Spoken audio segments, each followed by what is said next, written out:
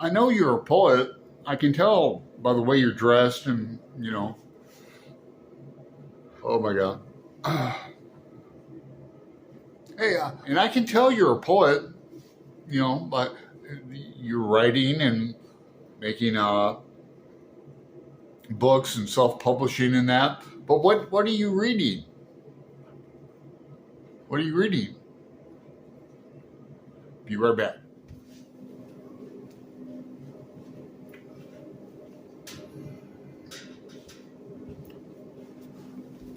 Hey y'all, Alan here, and we're going to talk about what are you reading? Not what are you writing poetry. We know you're writing every day, but are you reading? And is it important to be reading? And maybe not just poetry, but like I'm reading Nonfiction November.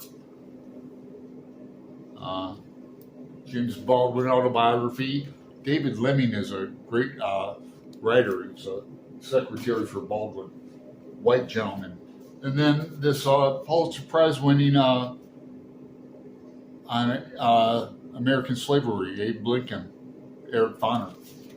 But in the meantime, if you check my playlist and that, I did a Poetry Thursday on O Democracy from Walt Whitman. Everybody know Walt Whitman? If not, you really should, especially if you're an American poet. And then been talking a bit with Matt Wall, John Berryman. He's now I wouldn't be surprised if everybody hasn't heard of John Berryman, but he is a famous American poet, prolific, made up his own rhyme scheme in the dream songs, his own world, part of the confessional school. Everybody hear of the confessional school, like Sylvia Plath, Anne Sexton, Robert Lowell, others? No, it's or is it not important to even know any of that shit? Just keep on trudging away. I like reading essays on poetry. There's a great one in here by Dylan Thomas. And somebody you do know, Stephen King. Here, I'm going to put up what Stephen King says about the importance of reading when it comes to creative writing in his book on writing.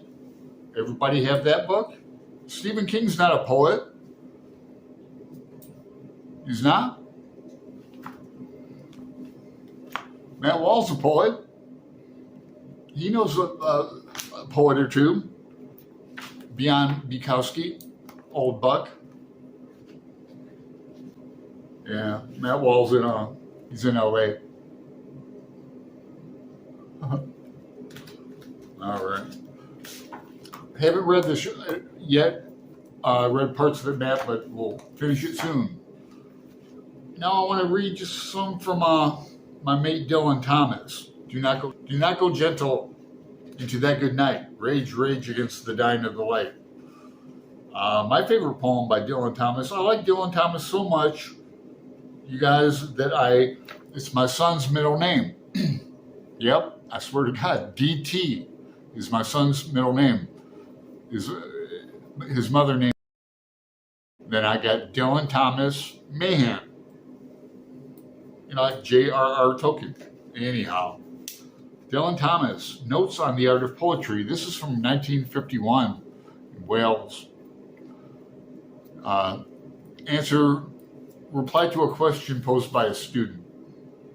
You want to know why and how I just began to write poetry and which poets and kinds of poetry I was first moved and influenced by? To answer the first part of the question, I should say I wanted to write poetry in the beginning because I had fallen in love with words. The first poems I knew were nursery rhymes, and before I could read them for myself, I had come to love them, just the words of them, the words alone. Like, Old King Cole was a merry old soul, and a merry old soul was he. Combed his hair with a wagon wheel, died with a toothache in his heel. Now, where the truck did that come from?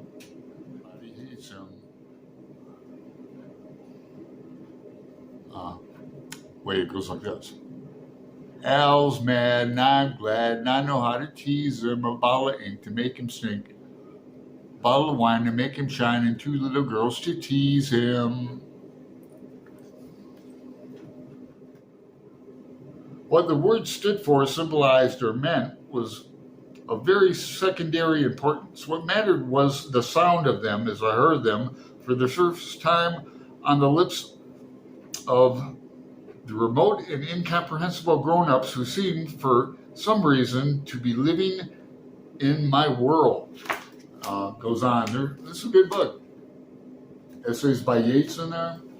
So I just want to pose a question.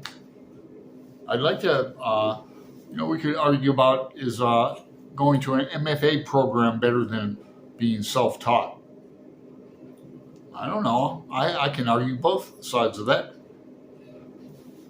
Certainly can. So I'd love it if you'd subscribe. I do a lot more than poetry, but I'm starting to get back into it. I might even buy a typer next year. But yeah, if you make a comment, I'll reply back to you.